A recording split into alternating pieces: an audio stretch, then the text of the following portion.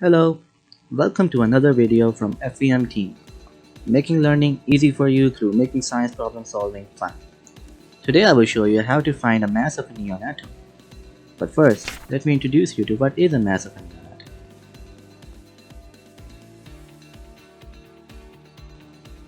The atomic mass of an element is the average mass of the atom of an element. The formula we use to calculate the mass of an atom in physics is called charge-to-mass ratio equation of an ion in a mass spectrometer, which is given as follows. Q over m is equal to Vxo over V square R square, where m is the mass of an atom stated in kilograms.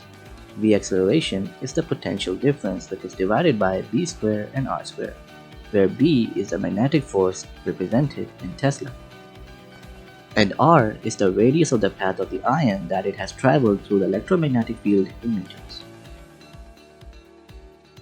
Now, let's look at an example.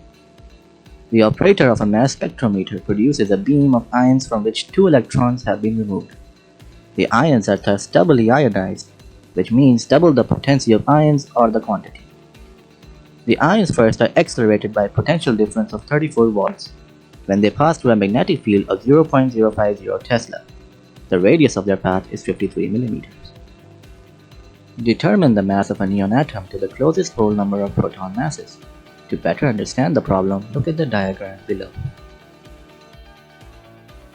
Now, let's start to solve the problem by first writing the charge-to-mass ratio of an ion formula, which is as follows.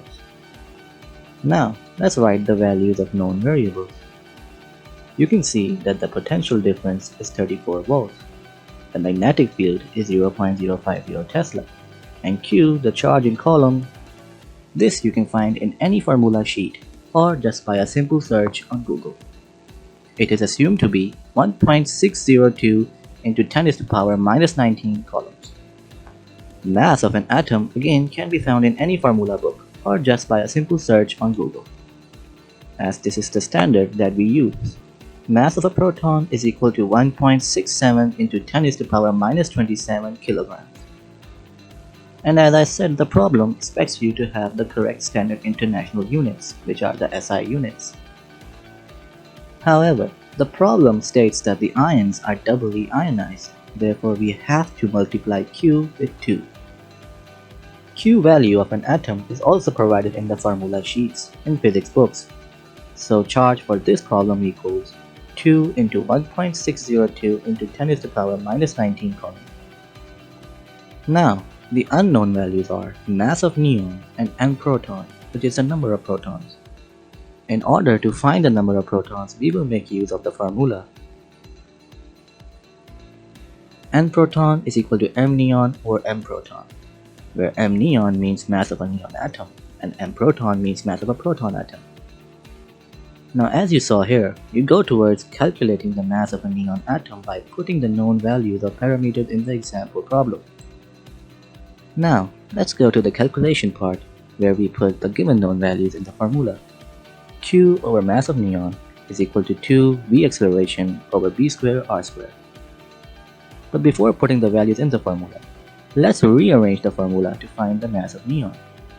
After rearranging the formula, we get mass of neon is equal to Q B square R square over 2 V acceleration.